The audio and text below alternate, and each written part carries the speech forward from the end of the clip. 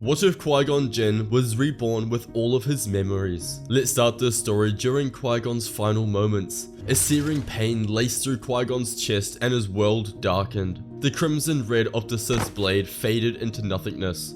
But through the clouds of his final moments, he saw Anakin Skywalker, the Chosen One. He had promised the boy a future, a path, but now it slipped through his fingers like the grains of sand on Tatooine. The galaxy would move on without him, leaving Anakin's fate to the currents of a Jedi Order that would never understand him. The Force whispered around him as his vision went black, thinking it was all over. Qui-Gon embraced it as he thought he was on the path to the other side. But then air filled his lungs. His limbs trembled with the unfamiliar lightness of youth. He opened his eyes, and standing across from him was his master, Dooku, but not how he remembers, much younger in fact. His lightsaber came for him as he pulled up his green to block as Dooku commanded his teachings towards him.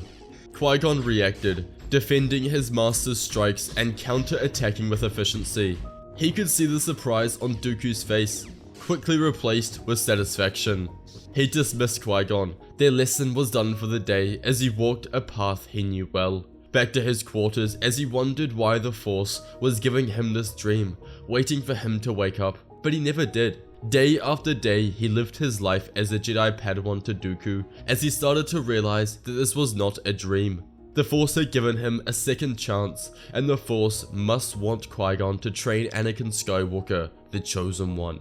Qui-Gon smirked upon this revelation. The Force had willed it, and so the meaning was clear. The Chosen One would not walk his path alone, not this time. Qui-Gon, in his 19-year-old body, returned to his training under the guidance of Dooku. However, now in this time, he had the power of a Jedi Master, which surprised Dooku immensely. This only forced Dooku to push Qui-Gon harder, and Jinn enjoyed his time with his master, when matters were simpler.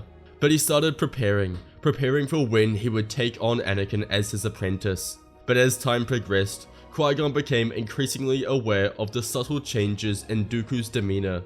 During their discussions, Dooku often voiced concerns about the Jedi Council's decisions and the Senate's growing corruption.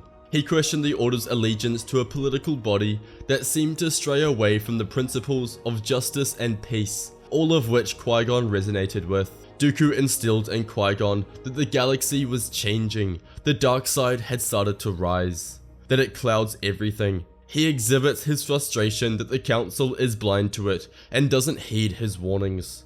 But Qui-Gon nods, telling his master he feels it too, a rising darkness that threatens to engulf them all.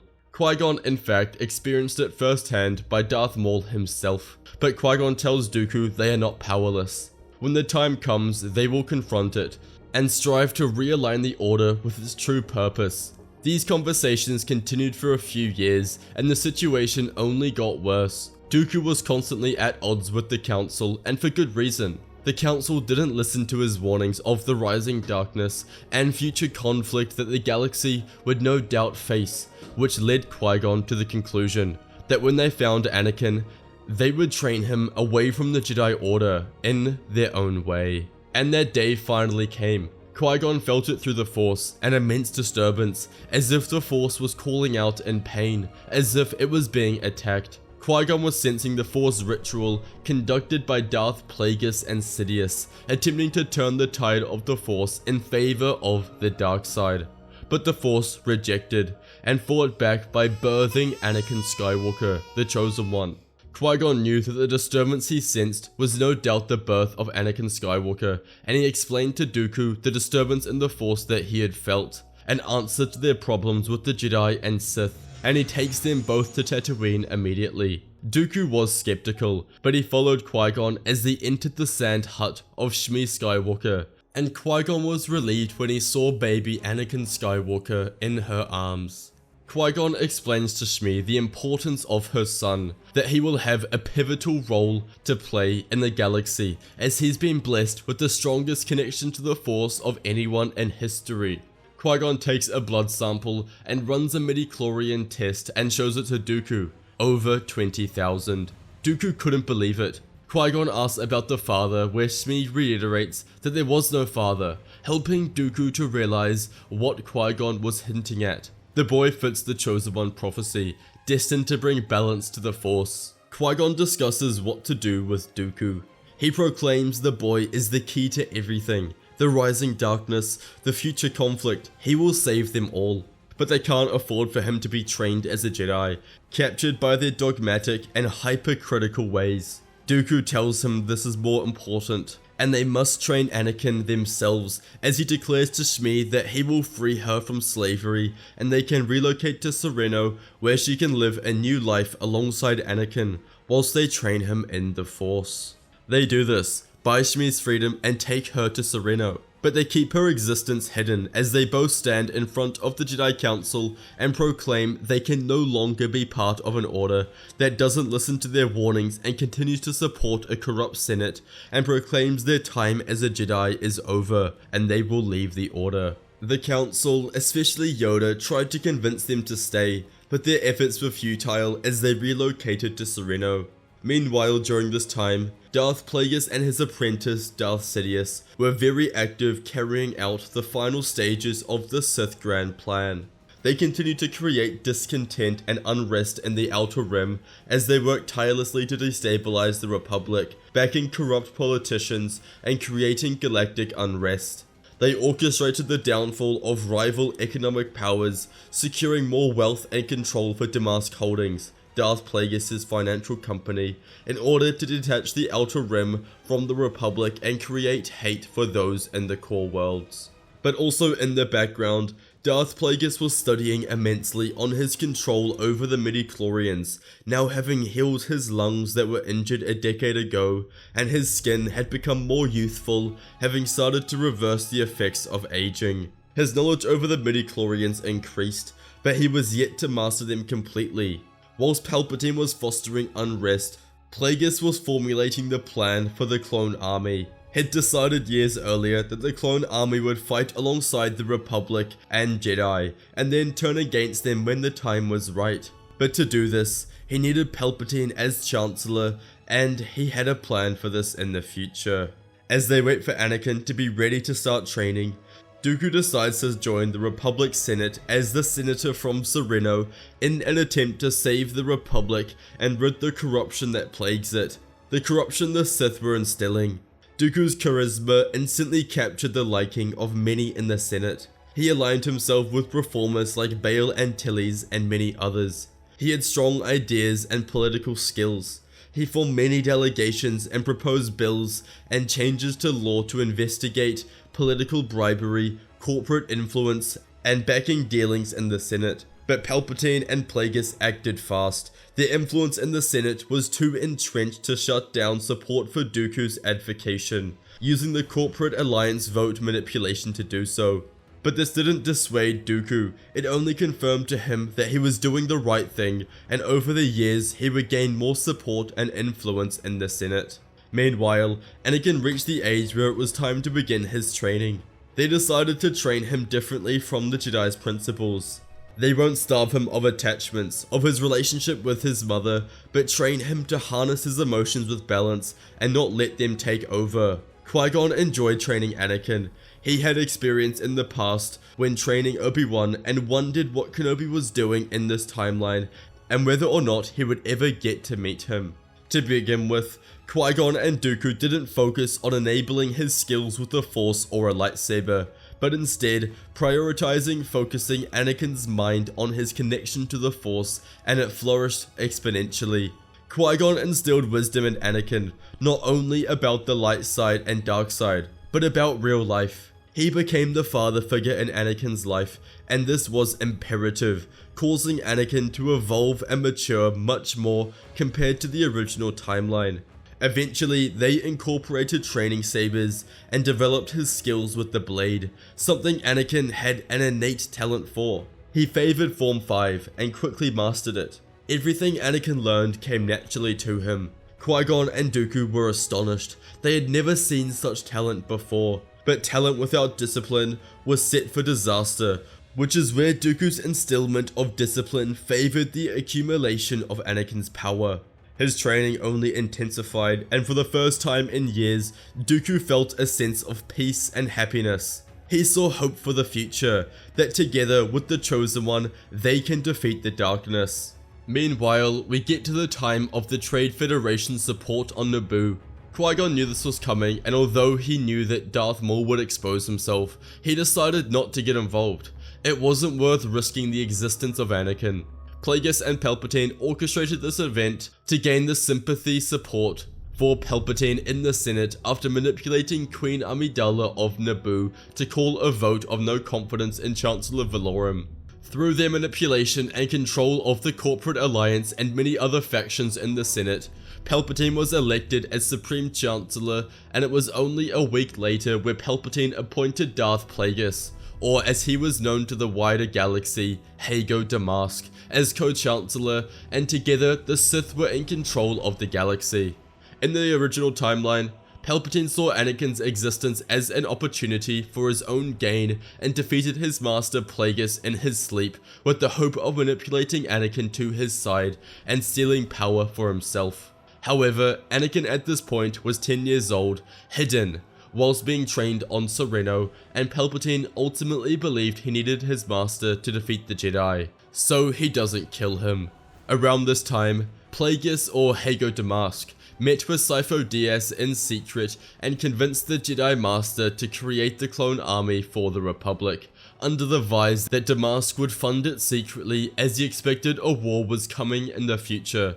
Sifo-Dyas was successfully manipulated by Plagueis, and Dyas travelled to Kamino and placed the order. But shortly after, Plagueis killed Dyas and took control of the clone project in secret, paying off the Kaminoans and implanting the inhibitor trips in every single clone. For the next 8 years, the Sith furthered their plan. They created the Separatist movement, formed with the greatest industry powers in the galaxy, the Trade Federation, Corporate Alliance, and many more, and worlds began seceding from the Republic. Everything was going to plan, but they needed a figurehead for the Separatists, someone with status in the galaxy, but someone they could control. And the perfect being was San Hill, leader of the intergalactic banking clan and son of Lash Hill, previous COO of Damask Holdings, and ultimately San Hill was under the control of Darth Plagueis. During this time, Grievous was created from Sifo-Dyas' blood, and Maul's power in the Force continued to increase, and the Sith were looking extremely powerful, and essentially their victory was assured. But little did they know, Anakin's training reached a whole new level. In these 8 years, Anakin became a master of the Force. Under the tutelage of Qui Gon and Dooku, Anakin mastered his emotions, every lightsaber style, and a plethora of Force techniques. He understood how to manipulate the Force in unique ways, as his connection made him able to see the currents of the Force flow, and he could draw power from it better than anyone else in the galaxy. During this time, Dooku attempted to fight back against the seceding in the Senate, calling for Republic aid to spread to the Outer Rim even where they did not have jurisdiction. He called for the Jedi to disconnect from the Senate and go help, but every request got denied. Dooku essentially became the unelected leader of the anti-war faction, pushing for change to happen as everyone could feel the unrest rising and would eventually lead to a galactic war. And Dooku knew in some way the Sith were involved, and this was cemented in his mind when Palpatine and Hago Damask convinced the Senate for their terms to be extended due to the rising conflict and need for stable leadership. Dooku, Qui-Gon and Anakin think on this. They all know the Sith are involved. They had to be, just as Maul revealed their existence years ago, but they didn't know just how deep it went. The Jedi assumed the rule of two to be governing the rule of the Sith, but what if there was more? What if the Sith had abandoned this rule and they infiltrated the Republic Senate at every level, and little did they know how right they were. They decided that if this was the truth, then war was inevitable and no doubt they'll have to fight in it. But not in the insignificant battles. They will fight to defeat the Sith. The Clone War breaks out around the galaxy, perfectly planned by Plagueis and Palpatine exactly as they expected. The Jedi rushed to support the clones and were brought into the heat of conflict. Qui-Gon and Dooku thought this was the wrong choice for the Jedi, as fighting in the war went directly against the principles of their order. But Dooku decided to step away from the Senate for the time being, spending most of his time on Serena with Anakin and Qui Gon, determining how to play their roles in the war. Qui Gon and Dooku believed Anakin was the chosen one. He definitely had the power to be. However, Anakin, still in his youth, had some doubts about the role he would play and how he would play it. They engage in deep joint meditations, some lasting days, pleading for the Force for any clues, any hints to their first clue to the identity of the Sith Lords, and glimpses of the next step in their path. But the Force was silent to their probing. They knew one thing for certain: Co-Chancellors Palpatine and Damask must be connected to the Sith in one way or another, and decide an investigation on them to be their first step. They begin by looking into Palpatine's past, but from the outskirts it's squeaky clean. A career politician, starting at his local councils on Naboo, all the way up to senator and eventually chancellor. But this was too clean. Every politician has secrets to hide, and they investigated further. They started by looking into the political record. The senator of Naboo before Palpatine was Vidar Kim, who died at the hands of Meridian assassins in 52 BBY, which conveniently paved the way for Palpatine, his successor and mentee, to rise to the role of senator. This as a one-off event wouldn't be suspicious, but it was far from it.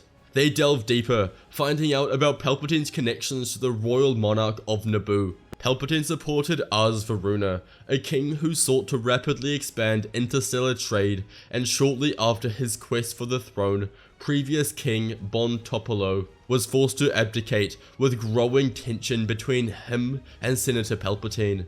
Through this, Palpatine was able to get his way with Naboo and elect a king whom he could control. However, towards the end of Varuna's rule, newspapers reported tensions growing between Varuna and Palpatine, and shortly after this, Varuna abdicated his throne in mysterious circumstances, conveniently superseded by the young Padme Naberi, a queen whom Palpatine could control, and eventually called for the vote of no confidence in Chancellor Valorum, which paved the way for Palpatine to become Chancellor. Qui-Gon, Dooku, and Anakin couldn't believe the connections they had made. The Sith were involved in Palpatine's rise to power, but what they found out next, they couldn't believe. Palpatine's entire family was killed in mysterious circumstances, a family whom Palpatine directly went against in his political dealings. They couldn't believe it. Palpatine's entire life was orchestrated for him to enter politics, eventually the Senate, and become Chancellor. They couldn't believe how deep this went. Next they investigated San Hill, leader of the Separatists, and what they found was very interesting. San Hill's father, Laj Hill, was the COO of Damask Holdings, the company which Hago Damask, the now Chancellor, used to run until he became the co-chancellor. And that's not all. It was Damask Holdings who supported San Hill's campaign to become the chairman of the intergalactic banking clan. This was a clear link between the Chancellor Hago Damask and San Hill, and they doubt they've stopped communicating after this. Leaders of both sides of the war were in cahoots with each other, and no doubt the Sith were behind it. They couldn't believe the conclusions they had come up with. The Sith were behind both sides of the war, and essentially controlled both leaders, and this plan had crossed generations. It had been so meticulously planned. How could they possibly intervene? But they have a clue now. The Meridian assassins. There is only one main group of them who act in the galaxy. They're expensive, but intricate, and will have records of Vidar Kim's assassination. They travel to a moon at the Meladi system, known to the Meridian organization. They land their ship and walk through the front gates. Guards posted all around, but it was common for clients to come themselves directly to their headquarters. They enter and are taken to a private room, where they take their hoods off, and instantly, the Meridian recognizes who they are and brings them to their leader. They greet them and welcome beings of immense power in their territory, and Dooku asks him directly about the assassination of Vidar Kim decades ago. The leader admits it was them, and Dooku asks who ordered the assassination, but the leader looked at Dooku straight in the eyes, telling him to reveal the client would be to sign his own death certificate. Dooku asks directly whether it was a Sith. The leader simply laughs, which was confirmation enough for him, but Dooku continues, proclaiming that the Sith are far away, He has nothing to fear from them. But standing in front of him right now are 3 of the strongest Force users in the galaxy, not after to do what's necessary to get what they want. They all bore determined looks on their face, and subtle cast out with the Force to manipulate the leader's mind, successfully convincing his subconscious that the right decision was to tell them what they wanted. As he stated, it was Sate Pistage who ordered the assassination. The 3 of them looked as they thought of the name. Could Sate Pistage be the Sith Lord? It's possible, but unlikely he would create a link to him that obvious. But one thing is for certain, Presage knows who the Sith Lord is. Presage was a bureaucrat for the Republic and someone in a key position that could aid the Sith. The 3 of them decide to travel to Coruscant and sneak into his apartment without him knowing. Stealth is key here, and any indication of foul play or aggression could expose them. Together, the 3 of them reach into Pistage's mind and attempt to create an imaginary scenario with him. An emergency situation that requires the Sith's attention immediately. They successfully connect the neurons deep within his brain and do this as they witness him pick up his phone and contact someone immediately. After this, he rushes to his speeder and they follow him without Pistage realizing. He travels to the industrial region on Coruscant and enters an old building, as Anakin, Qui Gon and Dooku do so as well.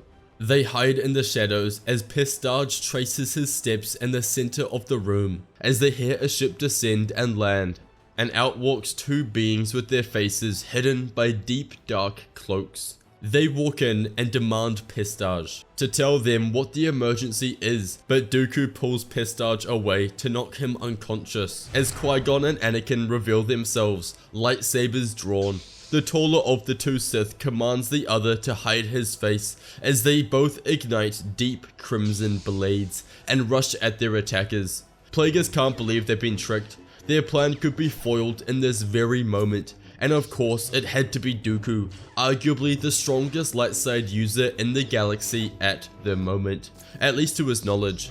This battle was intense. Dooku focused on Palpatine, whilst Anakin focused on Plagueis and Qui-Gon went in between. The 3 of them tried to use any moment to see under the Sith's hood, but to no success. Plagueis looked at Anakin, expecting to dispatch him quickly as the youngest of his assailants. But he was amazed at his strength. He defended at light speed and attacked back just as fast. Plagueis cast lightning at him, but Anakin ducked under and spun, almost removing Plagueis' hand from his wrist.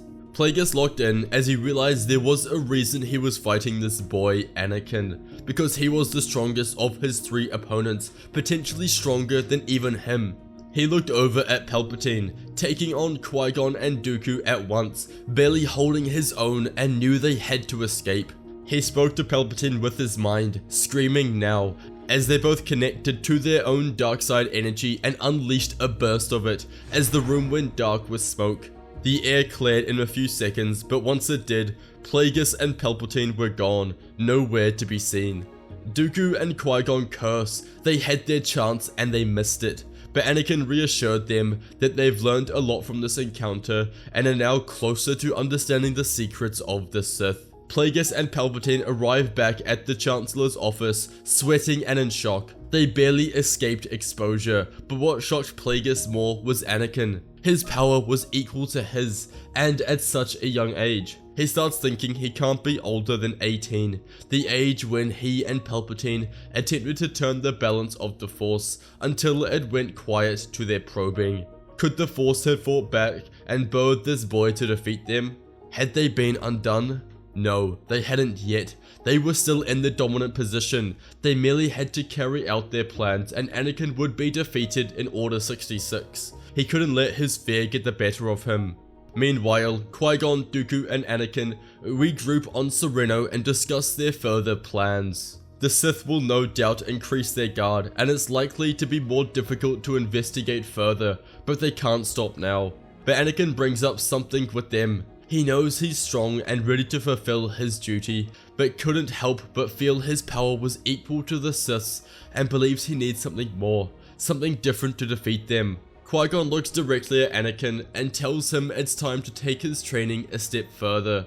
Dooku didn't quite know what he meant, but he took Anakin to the meditation chamber and they sat across from each other. He guided Anakin through the meditation as Qui-Gon called out to higher beings in the galaxy, asking for their help and guidance with this young apprentice as they helped him in the past.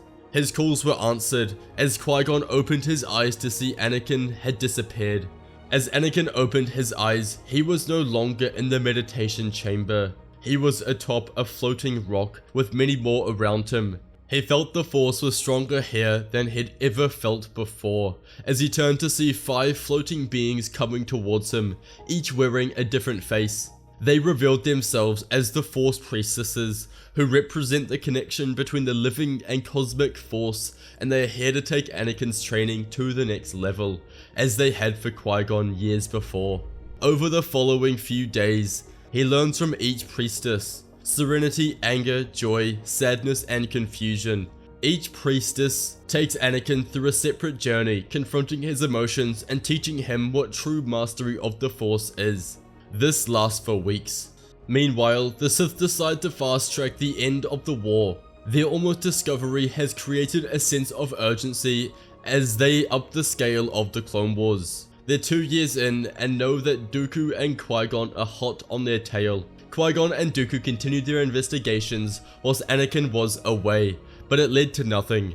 Dead end after dead end, and they were losing hope of making any more advancements. They decided it was time to tell the Jedi what they knew, especially the connection between the Chancellors and Sand Hill.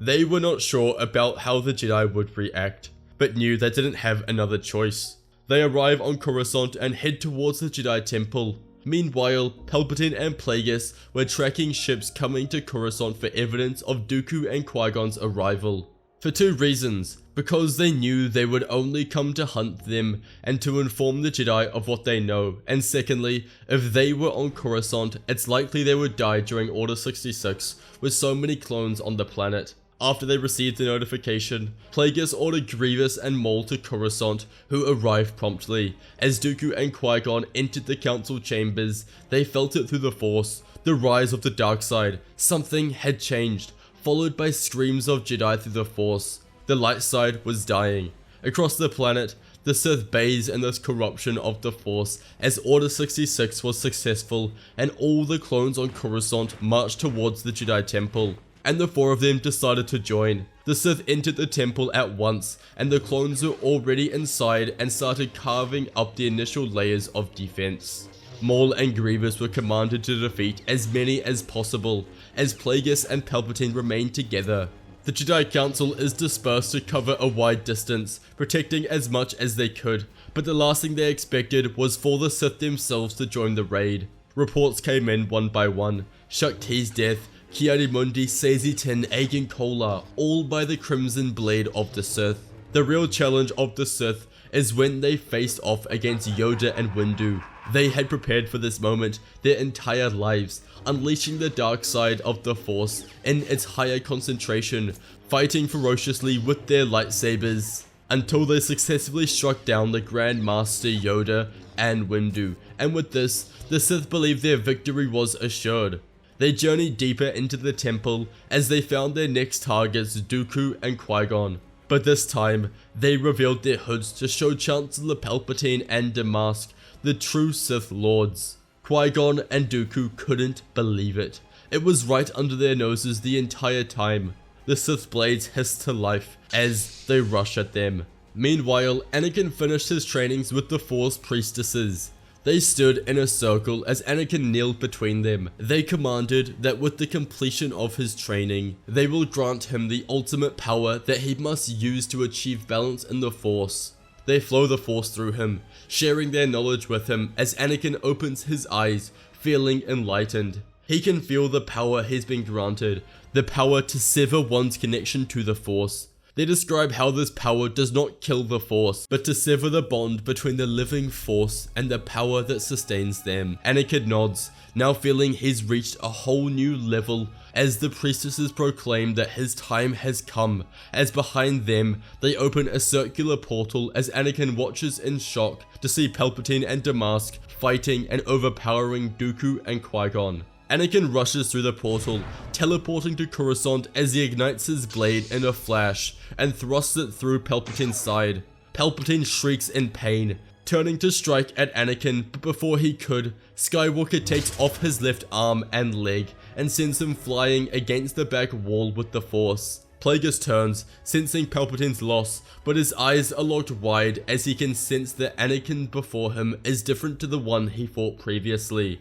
This Anakin is on a whole new level. Plagueis, now surrounded, fights with his life on the line. A cornered animal fights with twice the strength, but his defense would be pierced as Anakin stabs him through the chest, likely ending his life. The Sith Lord slumped to the ground as Anakin and Dooku turned to walk towards Qui Gon. Tying up what's left of Palpatine as Anakin senses it just as it's too late. He turns to see Plagueis darting through the air, lightsaber drawn and directed directly at Qui Gon. How is this possible? Anakin thinks to himself. He defeated him seconds ago, but Anakin looks at the wound in his chest and somehow it's healed.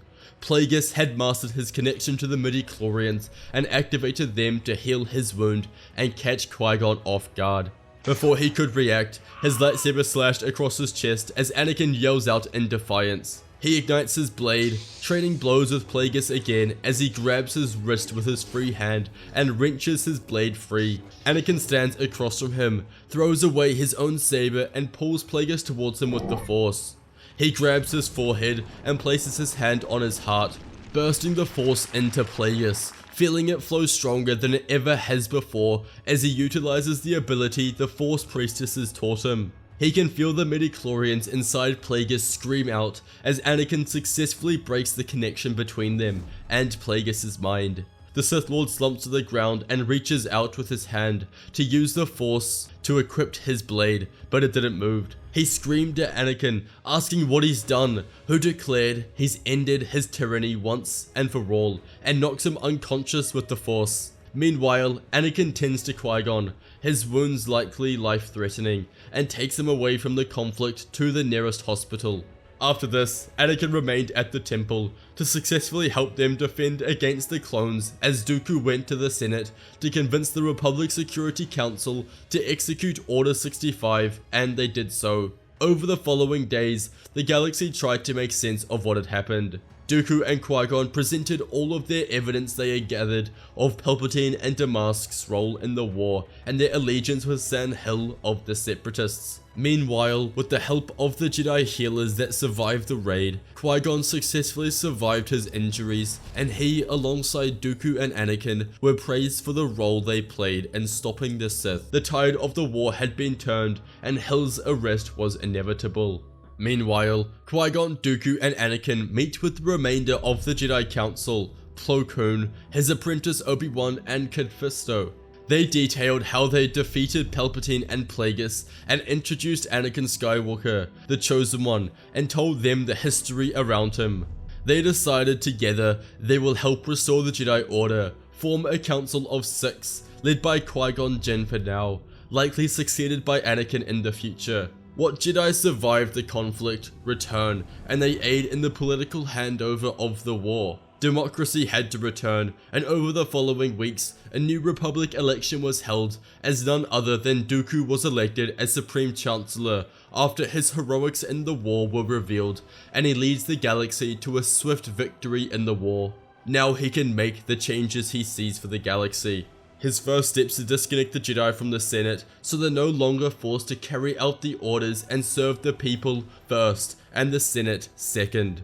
Proclaims the Republic will aid all worlds in recovering from the war, not just those in the Republic. These changes continue to trickle in and no doubt will be beneficial for the galaxy. Meanwhile, the Jedi Order changes in its philosophy. Their arrogance and dogmatic ways had led to their downfall, as they decided to take a new outlook on the Force, no longer would be one restricted by their emotions, but from here on would embrace them and use it to guide their actions and serenity. They would promote control over one's emotions to not let it cloud their judgment, and Anakin and Qui Gon would be the pioneers of this. They had to teach this to the existing Jedi, but this would be an essential part of new younglings' trainings. With Dooku as Chancellor and Qui Gon as the leader of the Jedi Order, with the Chosen One Anakin Skywalker, They had reformed the Jedi Order and created an order with a bright future that would lead the galaxy in the right direction. Anakin brought Shmi to Coruscant, who had married and lived close by the Jedi Temple. Shmi often teased Anakin about when he was going to find a wife and start a family of his own. Anakin laughed it off, not thinking much of it, dedicating his life to the Jedi and galaxy, until he met her, the Senator of Naboo, Padme Amidala. He was instantly captured by her beauty. She looked like an angel, and he admired her passion, courage, and ultimate kind-hearted dedication to the people of the galaxy. They first met during a meeting between the Jedi Council and Anti-Slavery Committee, where their friendship started and over the following months developed into a romance that would end in them becoming married. Anakin was extremely happy. He had everything he could have ever wanted. Qui-Gon often found himself reflecting, thinking about what might have happened in the other timeline where he died, and never trained Anakin. Would the Jedi have won, or would have the Sith prevailed? But ultimately, it doesn't matter. The Force wanted him reborn, and with his opportunity, he successfully saved the galaxy. Thank you all for watching today's video. I'd like to mention our sale over at Fantasy Sabers. With every order, we're giving away a free electronic light up stand. Sale ends at the end of March. Back to the video.